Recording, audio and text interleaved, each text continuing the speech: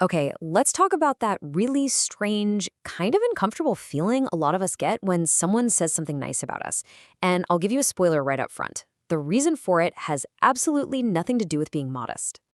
You know the feeling, right? Someone praises your work, maybe your outfit, and instead of feeling good, you just get this immediate urge to brush it off, make a joke, or maybe even point out something you did wrong, just to kind of balance things out. If you know what I'm talking about, you are in the right place.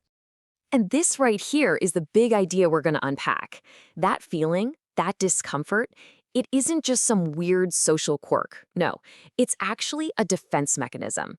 It's your brain trying to shield you from a kind of attention that, for some very specific reasons, it's learned to see as unsafe or just plain weird. So let's get into how this actually works. We really need to start thinking about our brain as more than just a computer. It's more like a bodyguard.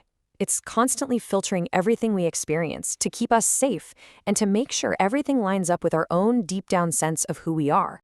So for a lot of us, when someone gives us praise, it doesn't feel like a gift. It feels like noise. It's like static that messes with the story we've been telling ourselves about who we are. And that feeling points to a really fascinating psychological concept called the internal locus of evaluation. What this basically means is that when you have a strong internal locus of evaluation, your own opinion of yourself is the one that really matters. It carries all the weight. So outside opinions, even really nice ones, they just don't hit the same weight because you've already made up your mind about your own worth long before anyone else had a say. Okay, so now that we have that basic idea down, let's break down the 5 specific, kind of hidden reasons why a simple compliment might make you want to crawl out of your skin. And honestly, just understanding these can be a huge relief. So this first reason, it often starts way, way back in our childhoods. This is for all of us who had to become little adults and take on grown-up responsibilities way before our time. There's a word for this. Psychologists call it parentification. It's what happens when a kid has to become the caretaker, the problem solver, or even the emotional rock for their family. And when that happens, their own needs, the need to just be a kid to be cared for, they get pushed way, way down. And here's the fallout from that. Your nervous system literally rewired itself. It learned that your value comes from being useful, from being strong, from being the one who doesn't need anything. So now, as an adult, being praised or celebrated, well, it feels totally foreign. It feels like you're not doing your job. That self-sufficiency you learned so well, it often brings a shadow with it. And that brings us to reason number 2, a really powerful, deep-seated guilt that gets triggered by attention. And at the heart of this is a belief that to need anything at all from someone else, whether it's help or just a little bit of recognition, it means you're being a burden. This is such a common feeling for anyone who had to be the strong one growing up. So what happens? A compliment comes your way, and your brain's knee-jerk reaction is to shrink. You downplay what you did, you might even apologize for getting attention because your subconscious is desperately trying to make you as small and as invisible as possible, all to avoid feeling like a weight on somebody else. Okay, let's move on to number 3. Now, this one is pretty interesting because it often affects people who are really smart and very self-aware. It's a paradox, really, where one of your greatest cognitive strengths becomes a bit of a social hurdle. So metacognition, it's basically the ability to think about your own thoughts. It's an incredible tool for learning and growing, but it has one major side effect. It makes you hyper-aware of every single one of your flaws. You see them in crystal clear high definition. And this is the trap. Someone tells you, that was amazing work, but your brain is already listing the counterarguments.